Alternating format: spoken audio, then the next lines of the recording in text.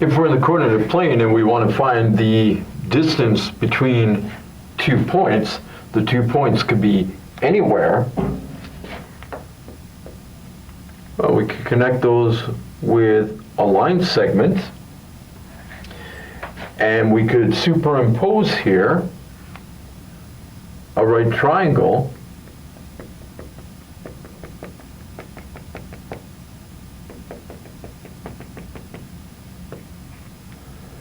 and relate the distance between those 2 points to the Pythagorean theorem.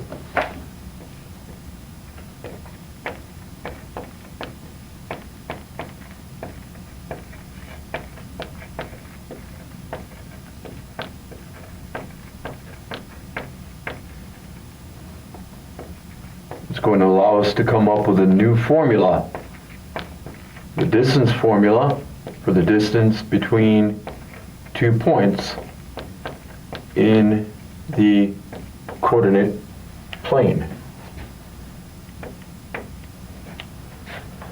Now, the coordinates of the point where these 2 additional segments meet, well, we haven't moved anywhere up or down when we go from x1, y1 to this point, so the y coordinate is going to be the same. Similarly, we haven't moved left or right, so we're going to have x2 as its coordinate. And if we take the length of that line segment here to be a, that would be the absolute value of x2 minus x1, or because lengths are positive, that's why I'm taking the absolute value here. If you switch the order of subtraction, as you're taking the absolute value, we're going to get something positive anyway.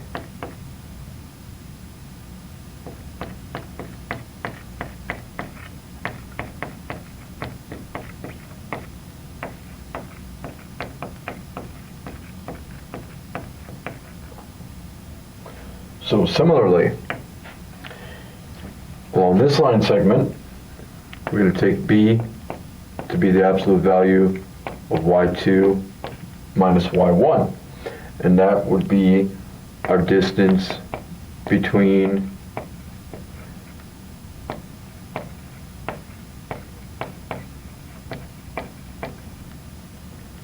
x2, y1 and x2, y2,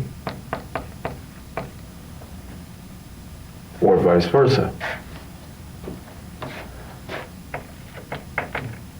So, since the Pythagorean theorem for right triangles tells us c squared equals a squared plus b squared, then we would have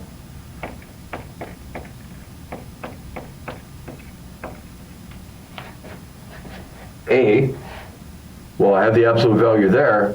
That just meant that we're putting in something positive. Regardless, when we square it, it's going to be positive anyway.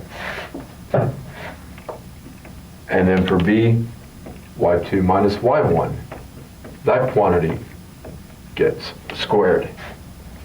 So distance, the distance between our 2 original points of x1, y1 and x2, y2, that was the hypotenuse C.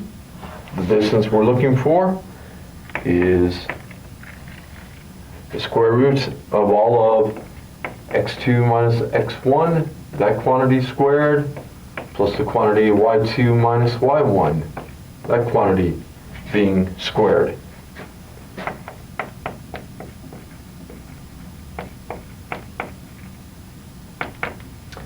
So if we had to calculate the distance between -3 and -2,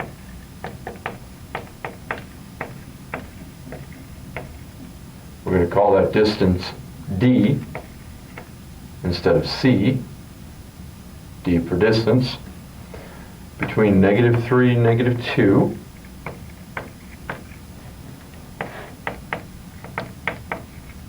and -11, 16, and we're going to express that answer in simplified form. So we want an exact answer here.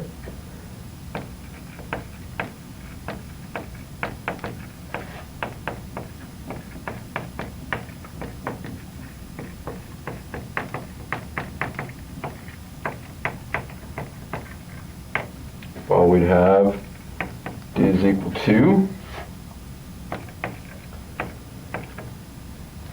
16 minus -2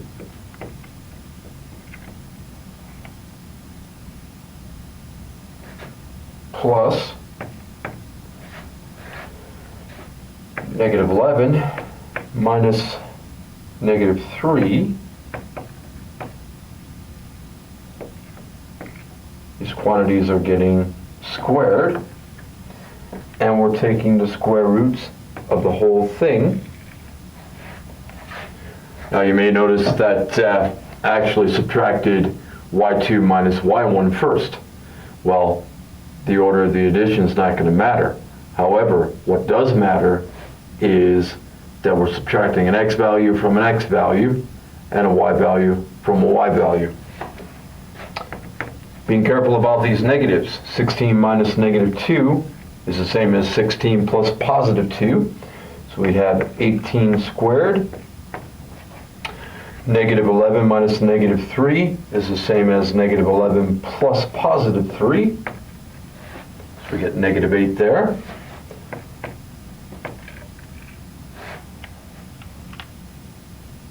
We cannot simplify yet.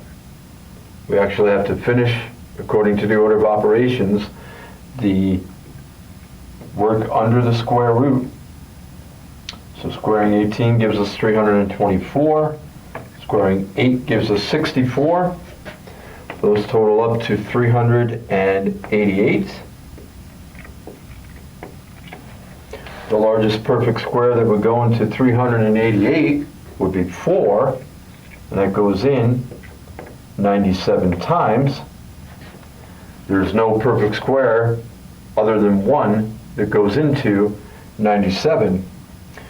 So applying the product rule, square root of 4 times the square root of 97, and we would get our answer in an exact simplified form, 2 square root of 97.